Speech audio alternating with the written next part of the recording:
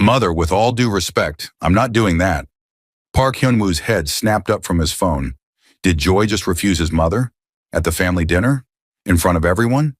His mother, the formidable matriarch of the Park family empire, stood frozen, holding out the traditional handbox she'd selected for Joy to wear. Excuse me. I said no, thank you. Joy smiled politely but firmly. I appreciate the gesture, but I'm comfortable in what I'm wearing. Hyun-woo's jaw clenched. This wasn't the quiet, calm woman he'd married 3 weeks ago. The woman who'd sat demurely through their first meeting, who'd nodded softly at his requirements for a wife, who'd seemed perfect for a man who valued peace and order above all else. Joy, he said carefully in English, his tone a warning. Perhaps we should discuss. There's nothing to discuss, Hyun-woo. She turned to face him, and he saw something in her eyes he'd never noticed before. Fire. Your mother just told me I need to quit my job, move into the family compound, and start producing heirs within the year. We need to have a conversation about expectations. His grandmother gasped. His father's chopsticks clattered onto his plate, and Hyun-woo realized he'd made a terrible mistake. 2 months earlier, Hyun-woo had first seen Joy at a business conference in Atlanta. She'd been sitting alone in the hotel lobby, reading a book, her face serene and unbothered by the chaos around her. Beautiful, composed, quiet, perfect. He'd approached her carefully, introduced himself, and found her responses measured and thoughtful. She didn't giggle like other women, didn't try to impress him, just listened, smiled softly, and spoke only when she had something meaningful to say. Over the next month, he'd courted her strategically. Dinner at quiet restaurants, walks in peaceful gardens. He'd told her what he wanted, a traditional wife who understood Korean culture, who could handle family obligations gracefully, who wouldn't cause drama or challenge his authority. She'd nodded, agreed, seemed completely aligned with his vision. What he didn't know was that Joy had been exhausted during their entire courtship. She'd just finished a brutal project at her consulting firm, working 18-hour days for 6 weeks straight. She'd been too tired to argue, too drained to show her real personality.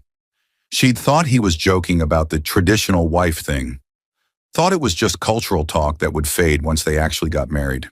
They were both wrong about each other. Let me make something very clear, Joy said, standing in the Park family dining room while 7 sets of eyes stared at her in shock. I have a career that I worked very hard for. I'm a senior consultant at one of the top firms in the world. I'm not quitting. Hyun-woo's mother clutched her pearls, literally. But you're a Park now. Park wives don't work. They manage the household, raise children, support their husbands.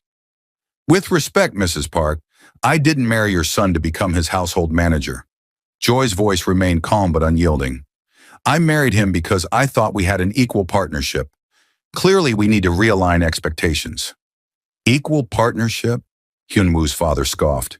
Young lady, do you know how many women would be grateful for the opportunity you've been given? To marry into the Park family? I'm sure many would, Joy replied smoothly. But I'm not many women. I'm me. And me comes with a career, opinions, and boundaries. Hyun-woo finally found his voice. Joy, perhaps we should continue this discussion privately. No, she turned to him.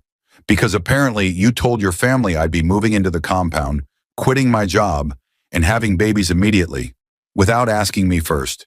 The silence was deafening. Is that true? Joy's eyes bore into his.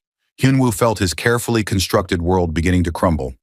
Later that night, in their apartment, Hyun-woo paced while Joy sat calmly on the couch. That same infuriating calmness that had fooled him in the first place.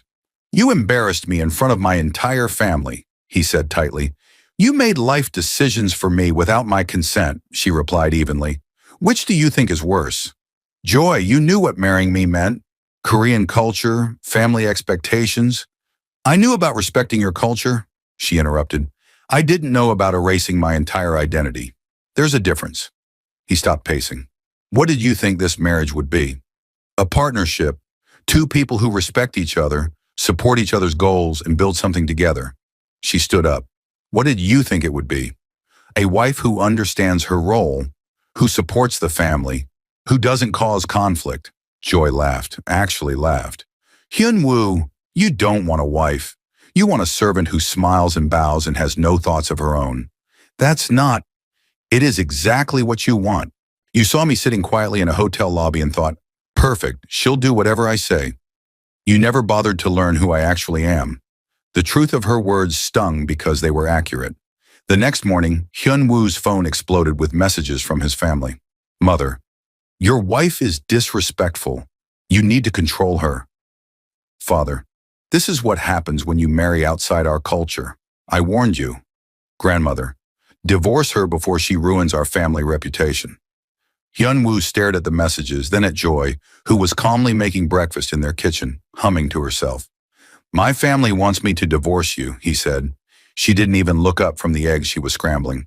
That's between you and them. You're not concerned? Why would I be? I'm not the one who lied about expectations. She plated the eggs and sat down. Look, Hyun-woo, I like you. I wouldn't have married you if I didn't, but I won't shrink myself to fit into your family's outdated box. Outdated? His pride flared. Our traditions have existed for centuries. And in those centuries, women couldn't own property, vote, or make decisions about their own lives. Some traditions deserve to die. She took a bite of toast. The question is, do you want a real marriage or do you want a performance? He had no answer. Figure it out, she said gently, because I'm done performing. Hyun-woo's mother showed up at their apartment unannounced the next day with his aunt and grandmother. Joy answered the door in jeans and a t-shirt, her natural hair in a puff. We need to talk about your behavior, his mother announced, sweeping past Joy without invitation. Joy closed the door slowly. Good morning to you too.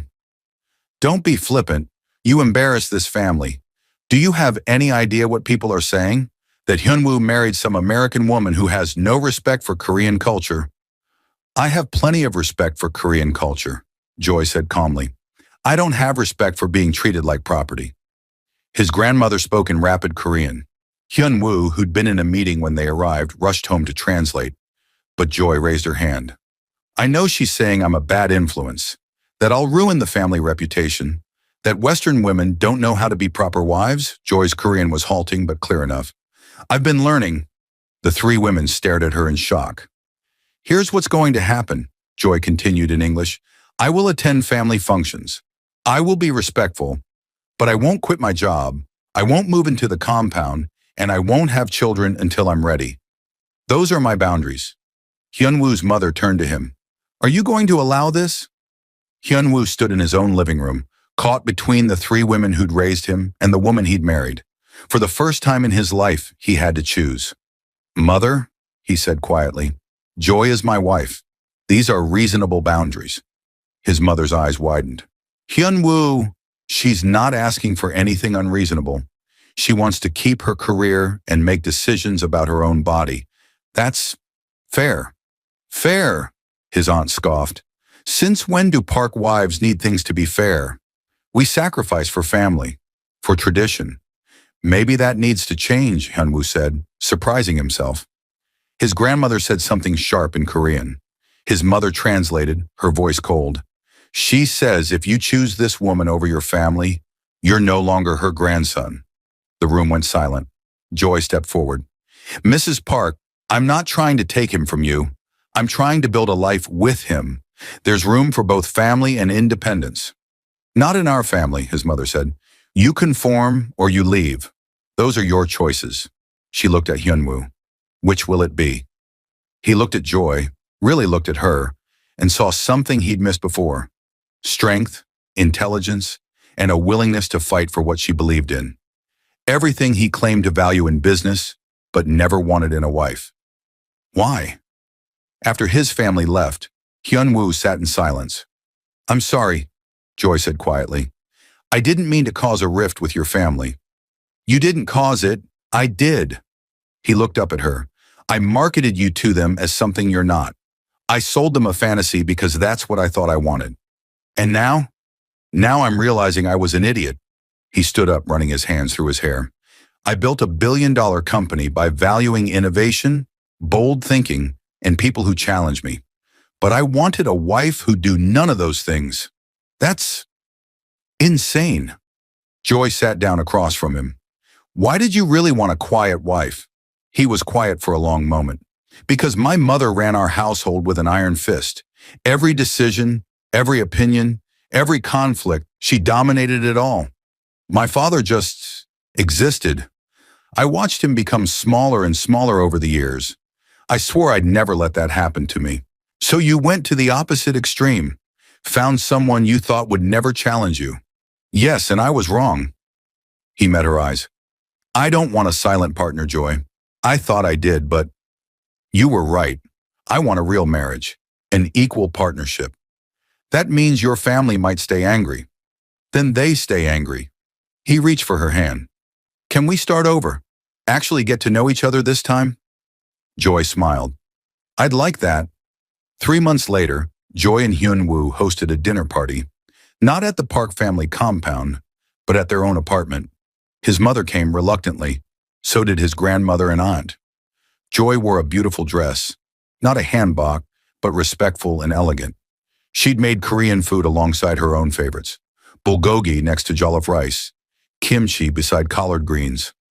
This is different, his mother said carefully. It's us, Hyun-woo said, his arm around Joy's waist. A blend of both our cultures. Over dinner, Joy talked about her latest consulting project. His mother listened, asked questions, and actually seemed interested. His grandmother tried the jollof rice and asked for the recipe. It wasn't perfect. His aunt still made comments about proper wives. His father still seemed skeptical, but it was real. Later, as they cleaned up, Hyun-woo pulled Joy close. Thank you. For what? For not being quiet, for showing me what I actually needed instead of what I thought I wanted. Joy laughed. You know this is just the beginning, right? Wait until I tell them I'm keeping my last name. Hyun-woo groaned, but he was smiling. He'd wanted a quiet wife. Instead, he'd gotten his match. Someone who challenged him, stood up to him, and made him better. And his traditional family? They weren't ready, but they were learning, just like he was. The moral lesson of this story is that you cannot love someone while trying to control them. Real partnership requires respecting who they actually are, not who you want them to be.